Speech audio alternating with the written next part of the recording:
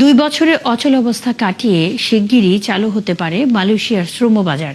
21 ও 22 June প্রধানমন্ত্রী তারেক রহমানের Malaysia সফরের মাধ্যমে দুদেশের বন্ধুত্বপূর্ণ সম্পর্ক আরও জোরদার হবে, এমন আশা প্রবাসী বাংলাদেশিদের। প্রধানমন্ত্রীর সফর নিয়ে বেশ উচ্ছ্বসিত তারা।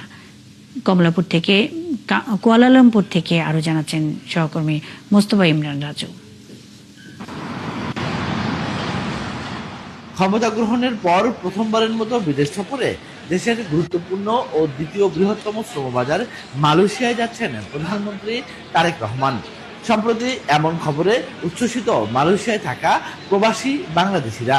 তারা বলছেন, প্রধানমন্ত্রীর এ সফরে দুদেশের অভ্যন্তরীণ সম্পর্ক আরও জোরদার হবে, বাড়বে ব্যবসা বাণিজ্য ও বিনিয়োগ, আমূল পরিবর্তন আসবে শ্রমবাজারে। আর এই বাজারে বিভিন্ন খাতে কর্মসংস্থানের সুযোগ পাবে কয়েক লাখ বাংলাদেশি। আমরা খুবই আনন্দিত যে এই প্রথম তিনি মালয়েশিয়া সফর দিয়ে রাষ্ট্রীয় সফর শুরু করতেছেন। আমরা যেটা শুনতেছি সে মালয়েশিয়া প্রথম আসবেন, সেই জন্য আমরা মালয়েশিয়া প্রবাসীরা বাংলাদেশিরা সবাই ওদের আগ্রহে অপেক্ষা করতেছে এবং আমরা খুবই আনন্দিত। আমরা ওনাকে স্বাগতম জানাবো। ওনার কাছে আমাদের দাবি থাকবে মালয়েশিয়ান সরকারের সাথে আলাপ আলোচনা করে প্রবাসী যাদের ভিসা নাই, যাদের কর্মের সমস্যা আছে, কোম্পানিতে জব নাই, তারা যেন নতুন করে ভিসা নিয়ে অন্য কোম্পানিতে জব করতে পারে, সেক্টর পরিবর্তন করতে পারে এবং ভিসা নিয়ে যেন সুন্দরভাবে প্রবাসে তারা কর্ম করতে পারে। হাইকমিশন বলছে, মালয়েশিয়া সরকারের আমন্ত্রণে বাংলাদেশ সরকারের প্রধানমন্ত্রী তারেক রহমানের দুদিনের রাষ্ট্রীয় সফর মালয়েশিয়ায়।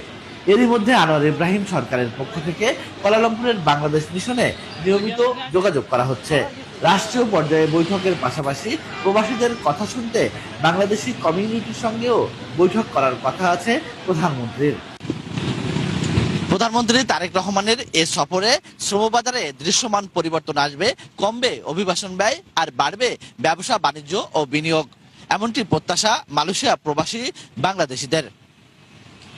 Mostafa Imran Raju, 71, Kuala Lumpur, Malaysia.